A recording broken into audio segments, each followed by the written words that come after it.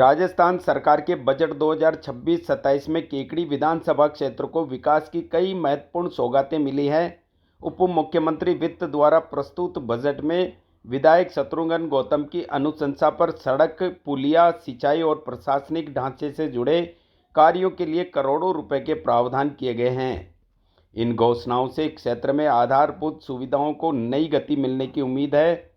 Budget में विजयनगर केकड़ी सड़क निर्माण के लिए 15 करोड़ रुपए स्वीकृत किए गए हैं। वहीं गुलगांव मेहरू कला बिसूंदनी सड़क मय पुलिया निर्माण के लिए 30 करोड़ रुपए का प्रावधान किया गया है। शेरगढ़ से जीवनपुरा केकड़ी मार्ग पर पुलिया निर्माण हेतु 4 करोड़ 95 लाख रुपए मंजूर किए गए हैं। इसके साथ ही सरवाड़ किले के संरक्षण एवं जीर्णोद्धार के लिए 4 करोड़ 50 लाख रुपए की घोषणा की गई है, जिससे क्षेत्र में पर्यटन को बढ़ावा मिलने की संभावना है। केकड़ी में मिनी सचिवालय की स्थापना की घोषणा से प्रशासनिक कार्यों में तेजी आएगी और आमजन को एक ही स्थान पर विभिन्न सेवाएं उपलब्ध हो सकेगी।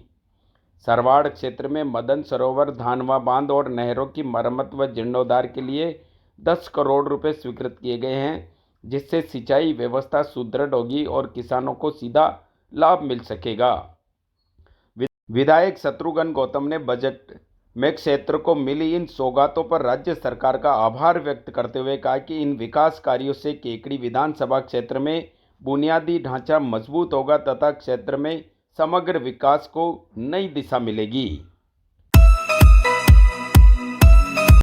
वहीं राज्य सरकार द्वारा प्रस्तुत बजट 2026-27 को लेकर पूर्व चिकित्सा एवं स्वास्थ्य मंत्री एवं केकड़ी विधायक डॉक्टर रघु शर्मा ने तीखी प्रतिक्रिया दी है। उन्होंने बजट को दिशाहीन और निराशाजनक बताते हुए कहा कि इसमें महिलाओं, युवाओं और किसानों के लिए कोई ठोस घोषणा नहीं की गई है। डॉक्टर शर्मा ने कहा कि सरकार का यह तीसरा बजट है, लेकिन पूर्व के 2 बजटों की अधिकांश घोषणाएं अब तक धरातल पर पूरी नहीं हो सकी है। उन्होंने आरोप लगाया कि सरकार ने आधा कार्यकाल केवल टेंडर प्रक्रिया में निकाल दिया, जबकि जमीनी स्तर पर विकास कार्य नजर नहीं आते। उन्होंने कहा कि अब सरकार के पास केवल 2 ही बजट शेष है, जिनमें एक चुनावी बजट होगा। केकड़ी विधानसभा क्षेत्र को भी इस बजट से निराशा हाथ लगी है।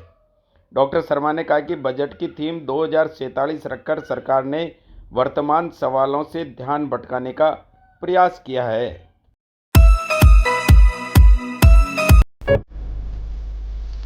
Namaskar. Welcome at BL International Smart School.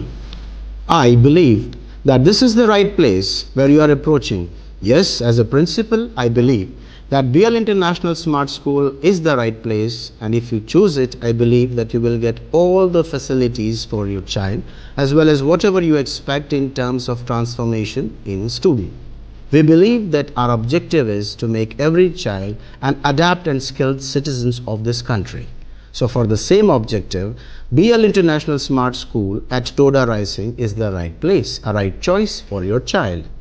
Let us talk about the plus points and the positives of this school. No compromise and unparalleled competitive edge kind of teaching to my students is our objective. For the same objective, we have thought this year for the girl child education, particularly for the downtrodden people. The objective of our chairman sir is to give all kind of facilities, not only in terms of food and education, but for an overall development of a child. This is the right place. We have the finest amphitheater, we have the finest interiors, as well as the best technology which is required to impart sensuous teaching to a student. An adequate place and the best wholesome kind of operations for all my students. I believe you should come. And I as a Kekri शहर थाने में police निरीक्षक अनिल शर्मा ने बुधवार को विधिवत रूप से थाना प्रभारी का कार्यभार ग्रहण किया। कार्यभार ग्रहण करने के साथ ही उन्होंने क्षेत्र में कानून व्यवस्था को सुदृढ़ बनाए रखने तथा अपराधों पर प्रभावी अंकुश लगाने की प्रतिबद्धता जताई। नवनियुक्त थाना प्रभारी अनिल शर्मा ने कहा कि शहर में शांति एवं सुरक्षा का माहौल बनाए रखना उनकी पहली प्राथमिकता होगी।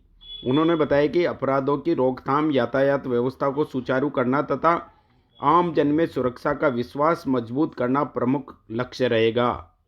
उन्होंने ये भी कहा कि पुलिस और जनता के बीच बेहतर संवाद व सहयोग से ही प्रभावी कानून व्यवस्था कायम रखी जा सकती है। उन्होंने नागरिकों से अपील की कि किसी भी प्रकार की आपराधिक गतिविधि या संदिग्ध सूचना तत्काल पुलिस को दे ताकि त्वरित कार्रवाई सुनिश्चित की जा सके। शर्मा ने विश्वास व्यक्त किया है कि पुलिस टीम के समन्वित प्रयासों से केकड़ी शहर में कानून व्यवस्था और अधिक मजबूत होगी तथा नागरिकों को बेहतर सेवाएं उपलब्ध करवाई जाएगी।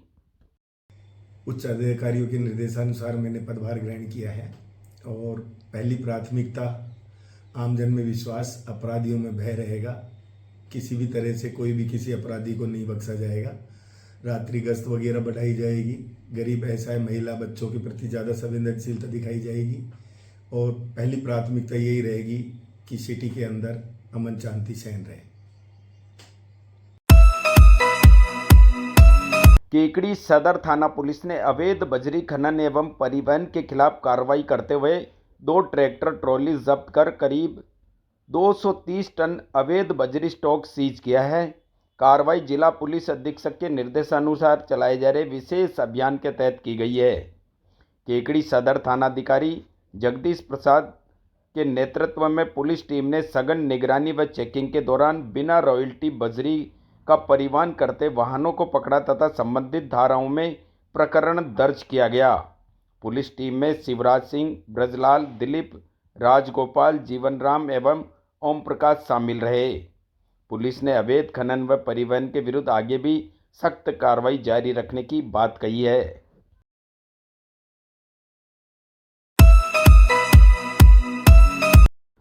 लॉयंस क्लब सावर के तत्वावधान में डीडी नेत्र फाउंडेशन कोटा द्वारा बुधवार को निःशुल्क नेत्र चिकित्सा शिविर आयोजित किया गया।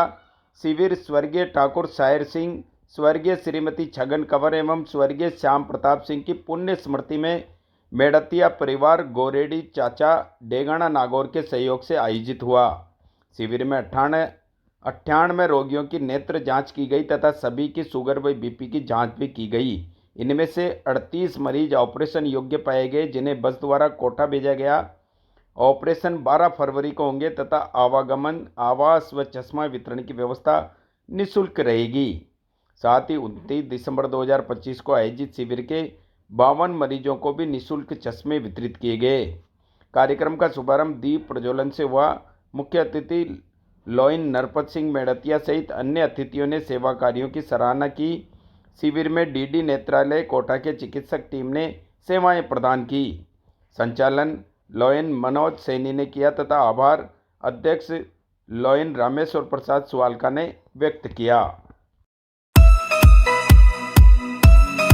अजमेर विद्युत वितरण निगम लिमिटेड द्वारा सहायक अभियंता कार्यालय भिनाई में बुधवार को पीएम सूर्यघर मुफ्त बिजली योजना के तहत 1 दिवसीय शिविर आयोजित किया गया। सुबह 10:30 बजे से शाम 4 बजे तक चले शिविर में 265 उपभोक्ताओं ने पंजीकरण करवाया।